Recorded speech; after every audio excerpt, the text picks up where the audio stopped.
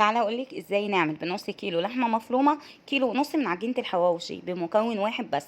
يلا بينا نشوف الطريقه، بس ما تنسيش تعملي لايك وشير لاصحابك. معانا نص كيلو من اللحمه، واللحمه المفرومه يكون فيها نسبه من الدهن.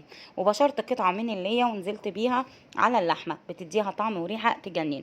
وكمان 3 بصلات مفرومه ناعمه في الكبه، وعليها 3 حبات من الفلفل الرومي الاخضر، وطماطمايه.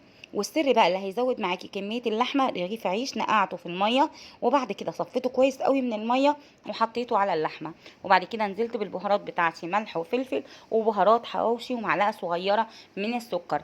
بعد كده هنقلب كويس جدا جدا اللحمه لحد ما تمتزج مع بعض زي ما انتم شايفين، ونعملها كور على قد كل رغيف. نبدا نحط اللحمه جوه الرغيف ونبططه كده بايدينا، وندهن الصينيه بتاعتنا زيت على سمنه او كمان وش وظهر الرغيف، وندخله الفرن على درجه حراره متوسطه مع التقليب لحد ما ياخد اللون القمر ده، والف هنا.